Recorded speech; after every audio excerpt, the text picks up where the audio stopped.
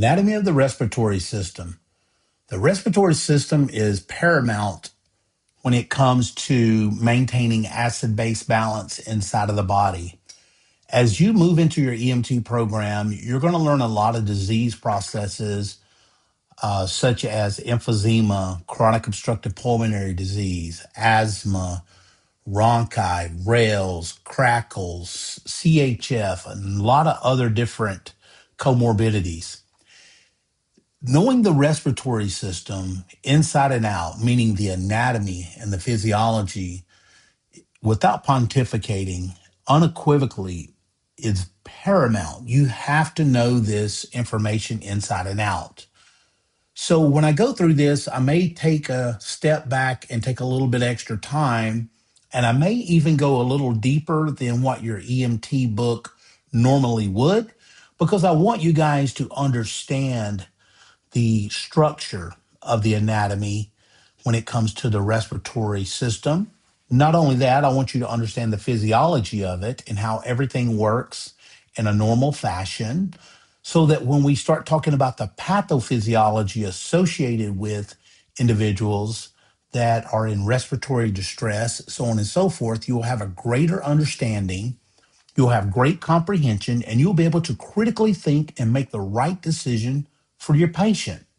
So without further ado, let's go ahead and jump on in. We know that the respiratory system allows the body to inhale oxygen and exhale carbon dioxide, which is a very normal process. We even do it while we're sleeping without even thinking about it. Very generalized is the basic gas exchange, meaning oxygen in, CO2 out. That's through inhalation and exhalation. So as we go through this, I'm going to throw out some things that I know that you will see on the National Registry exam, such as when they start talking about inhalation, exhalation, you'll get asked a question whether or not inhalation or exhalation is passive or if it's active. So inhalation is an active process. That's something that your body actually generates energy to do, to pull that air in. And exhalation is a passive process. So there's your National Registry question. Thank you very much. And there's the answer to it. Inhalation is an active process. Exhalation is a passive process. Now, we know that the respiratory system is the body's regulatory system for monitoring oxygenation and CO2, is how we get oxygen in and CO2 out. Basic gas exchange happens at the alveoli level, and we'll talk about that as we move further into the PowerPoints. We know oxygen enters during inhalation and CO2 leaves during exhalation. It's very important to remember that this system is divided into upper and lower airways, meaning you have, just like you have the upper part of your body, you have the lower part of your body. And when we deal with the airway system, there is an area, and we'll talk about it. It's the upper airway system, meaning the upper airway anatomy, and then we have the lower airway anatomy. The reason this is important because you're going to be dealing with certain disease processes, and they're going to ask you questions like, is this an upper airway problem or is this a lower airway problem? And if it is a upper or lower airway problem, how would you treat it?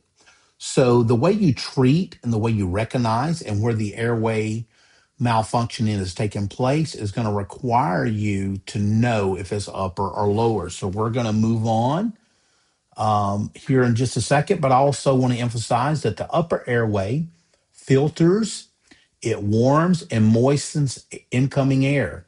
Yeah, exactly. I think we all know that because when on a cold winter day, when you exhale, you see that like a smoke or fog come from your mouth. That's actually microscopic water droplets being exhaled into the cold air.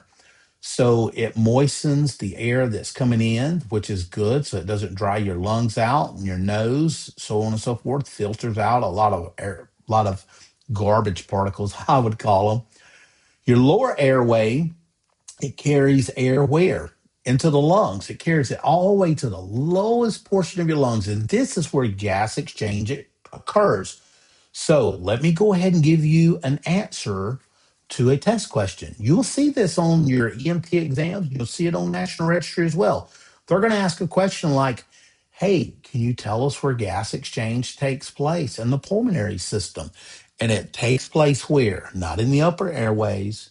It takes place in the lower airway and primarily in the alveoli. Okay, so let's move on to the next slide. Let's looking at the upper airway structures. As we can see here, we have it begins at the mouth, begins at the nose. So we know the mouth and the nose, they refer to this as the nasopharynx and as the oropharynx. The oral, right, means mouth, and naso means nose, pharynx. So oral, nasal, pharynx, these two connect. So you have the posterior part of the airway, which is the pharyngeal cavity. You see that on your left side of your PowerPoint there. We have the tongue. And contrary to popular belief, you cannot swallow your tongue. That is a test question. Can a person swallow their tongue? And the answer is absolutely no.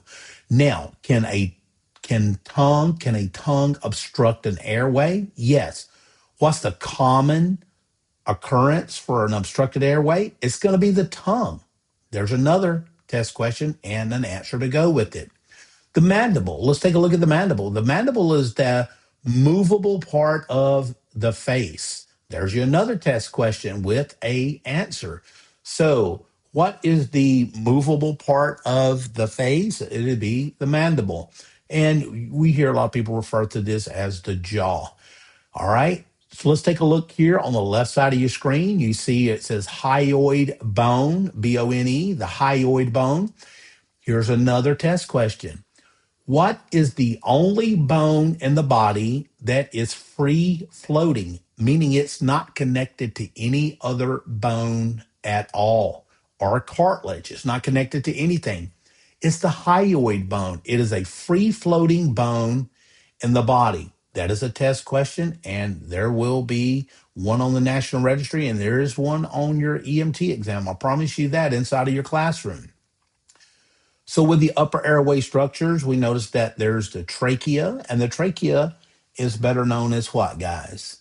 The trachea is better known as the windpipe, right? Right? Well, let's back that up.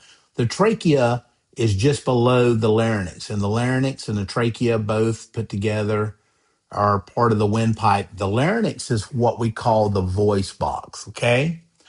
So the nose, the mouth, the tongue, the jaw, the pharynx, oral pharynx, nasal pharynx, all those come together, making their way down into the upper airway, and it's in three sections, right? So you got the oral, nasal, and laryngeal pharynx.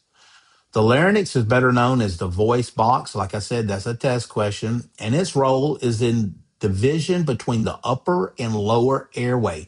There's you another question and another answer. They'll ask you, when you're looking at the respiratory anatomy, what separates the upper and lower airway accordingly? And it's going to be the larynx. And its role, right, as a division between the upper and lower airways, but it's also known as what? The voice box. The epiglottis. The epiglottis is going to be very important when you get into your pediatric patients because there's a condition called epiglottitis, and these kids run very, very high fevers and they drool a lot. They sit in what they call a tripoding position, and a lot of times they'll have a lot of respiratory distress, and you'll have to recognize it. The temperatures are extremely high, like 103, 104, maybe even higher. And these kids are in a very prominent position. They'll sit in like with their elbows on their knees, and they have their hands up underneath their jawbone, and they're just leaning forward, and their mouths are open and they're drooling. There's many, many secretions coming from their mouth, and their mouth is open.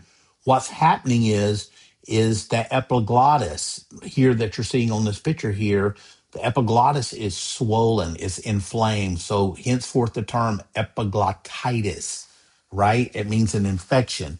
Now you have to be extremely careful with these kids because The epiglottis, it's one of the things that actually covers the airway when we're eating and we're drinking, that allows our food and fluids to make its way from our oral pharynx into the posterior airway, kind of sort of in the posterior airway into the larynx area, right? Where it divides and goes into the trachea. But just behind that, you have the esophagus, and the esophagus is what leads into the stomach. So the food and water has to make its way there without going into our windpipe. And one of the things that covers that opening is the epiglottis. So the epiglottis is very, very important. However, when you get to pediatrics, you're going to find out that the epiglottis can be very dangerous in the little kids if they get epiglottitis. So very important that you know about the epiglottis, right? Now, let's do a little bit more on explaining the epiglottis. The book, your book, depending on if you're in Brady or Mosby or if you're in Jones Bartlett, it explains the epiglottis as a safety flap. They describe it as a safety flap preventing aspiration during swallowing. So we just covered that. So the epiglottis is very, very important, and it's part of the upper airway